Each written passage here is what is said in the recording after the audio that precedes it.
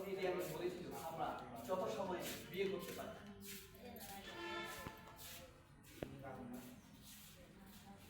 সব ভিজিট করার পর তৎকালীন ইদি আমিনের প্রেসিডেন্ট ডেভিড লেওয়ার্ড মানে নিগ্রো তার সাথে শেখ মুজিব তখন সাক্ষাৎ করে বিদায়ের দিনে।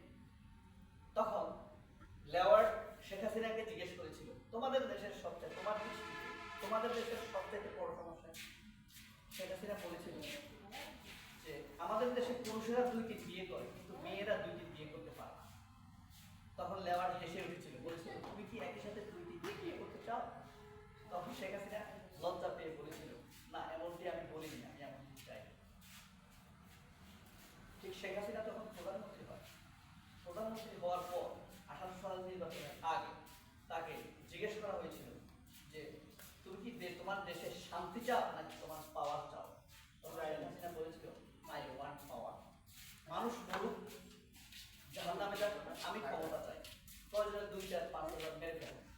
ওয়াকারকে এই নির্দেশ দিয়েছিল শেখ হাসিনা, প্রয়োজনে কয়েক হাজার মেরে ফেল।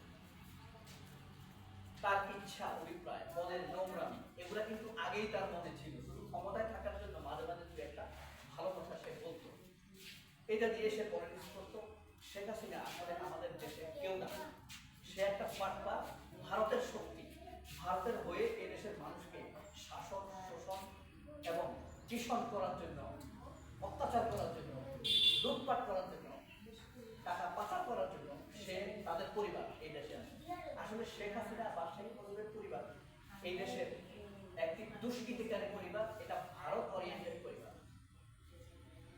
কারণ শেখ হাসিনা যখন 1981 সালে দেশে আসে, তার বাবা মারা গেছে 1975 সালে, তখন সে দেশের বাইরে ছিল।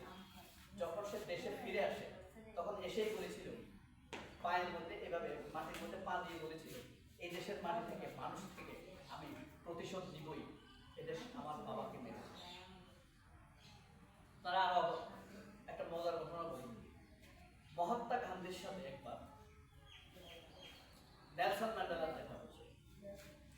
তখন আফ্রিকাতে কিন্তু প্রচুর হিন্দু আছে, ওই হিন্দুদের জন্য কিন্তু মহাত্মা গান্ধী একবার অনশন করেছিলেন। তখন মহাত্মা গান্ধীকে নেলসন ম্যান্ডেলা বলেছিল